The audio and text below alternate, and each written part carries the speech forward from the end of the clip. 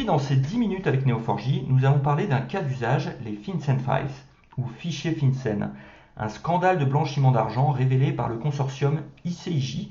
C'est la même organisation qui avait révélé le scandale Panama Papers, investigation qui lui a valu le prix Pulitzer.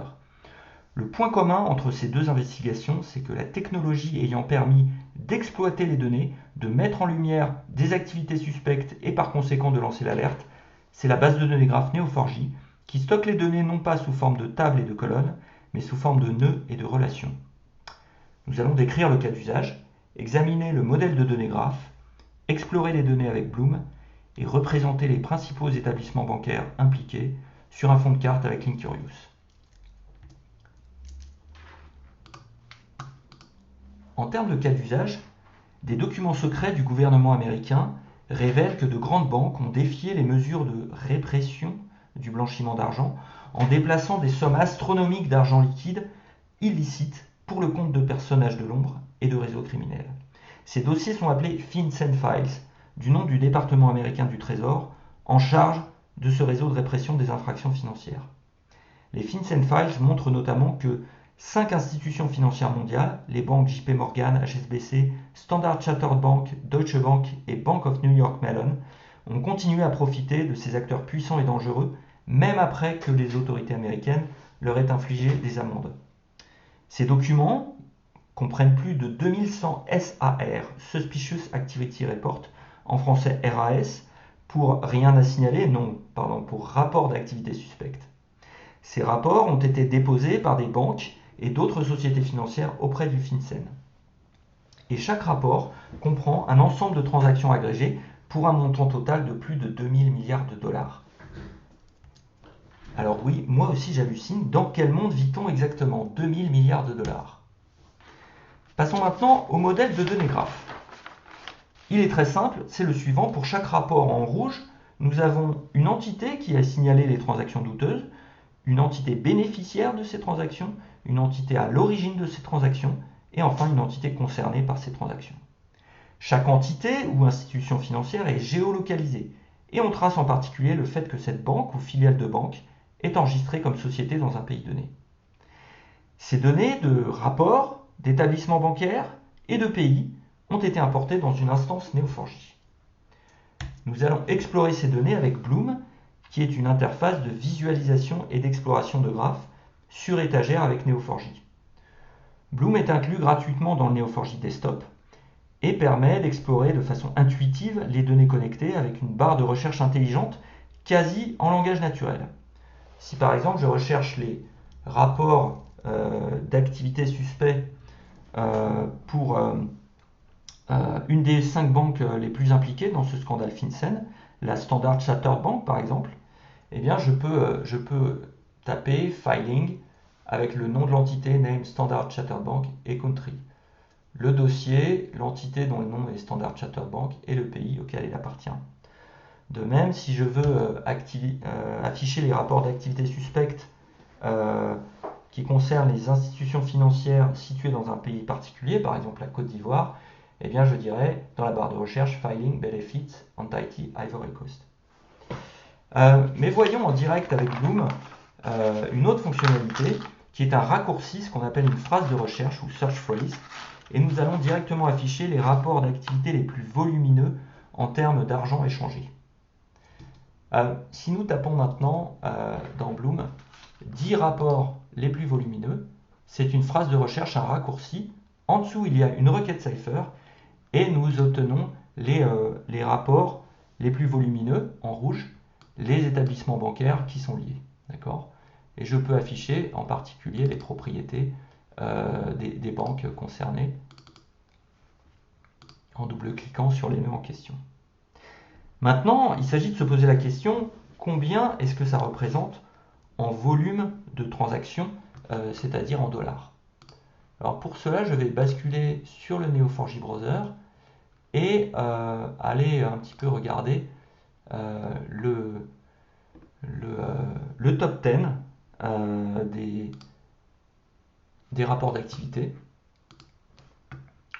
avec une requête Cypher assez simple où je vais afficher les 10 premières banques concernés, donc New York Mellon, Credit Suisse, Rosbank, Deutsche Bank, Sberbank of Russia.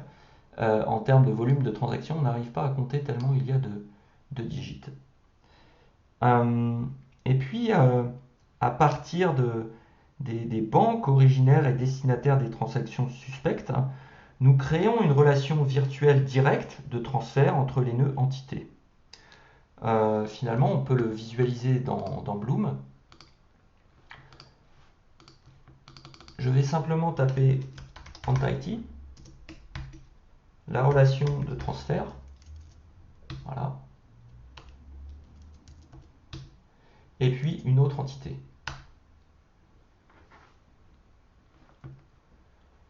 Alors là, je trouve énormément de relations. Et puis, le temps que mon graphe se stabilise, je vois que j'ai un gros cluster ici. Et puis, je vais m'intéresser à un plus petit cluster, voilà, qui concerne 3 nœuds en particulier.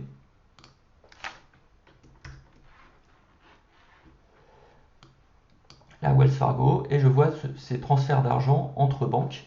Et finalement, si on veut vérifier qu'il y a bien des dossiers bancaires liés autour, on va étendre autour de ces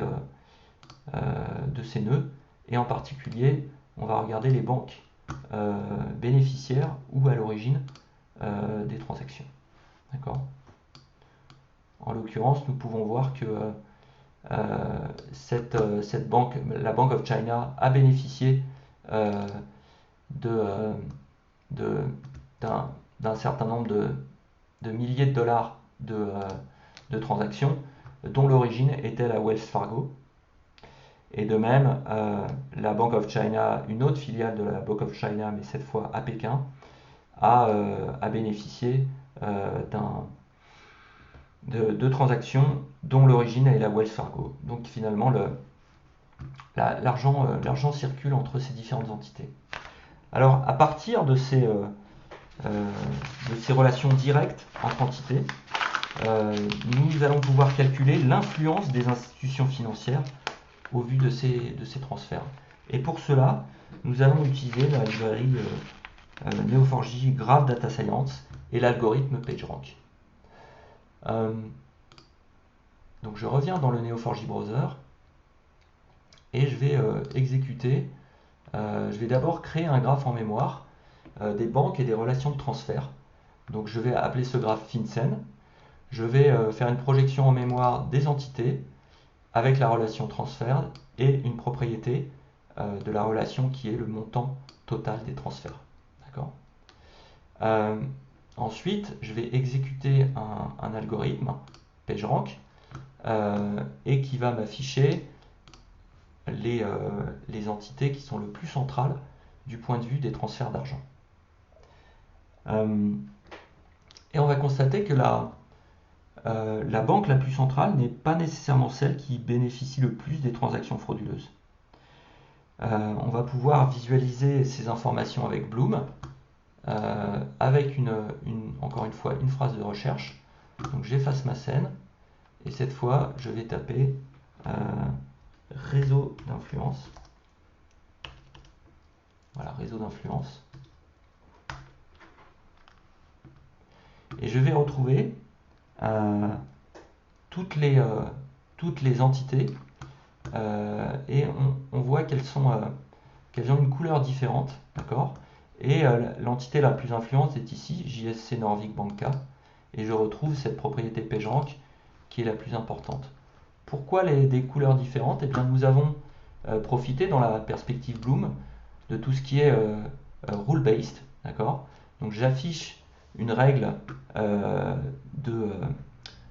d'affichage des nœuds et de leur couleur qui est plus ou moins foncée en fonction de la valeur de la propriété PageRank. D'accord ? Alors, pour terminer, nous allons utiliser un autre outil de visualisation, Linkurious, qui va nous permettre de superposer la vue graphe avec une couche de cartographie. Je vais ouvrir mon navigateur et je vois ici que j'ai l'ensemble de mon réseau autour de la banque JSC et à deux sauts dans le graphe avec l'ensemble des entités qui sont reliées entre elles par des relations de transfert. Comme ces entités ont des propriétés de géolocalisation, avec des latitudes et des longitudes, eh bien je n'ai plus qu'à afficher le mode géographique dans Linkurious et visualiser finalement que ces transferts d'argent sont mondiaux, ils concernent tous les continents, et il suffit de partir d'une banque et d'aller à un degré 2 dans le graphe pour trouver que le réseau d'influence est absolument mondial.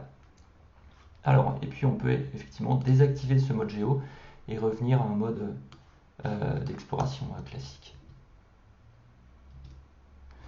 Alors, revenons à notre présentation et à notre conclusion. La Graph Data Science, on l'a passée, on a regardé la géolocalisation, et voilà, en termes de conclusion, qu'est-ce qu'on a fait en quelques minutes, en ces 10 minutes avec Neo4j aujourd'hui?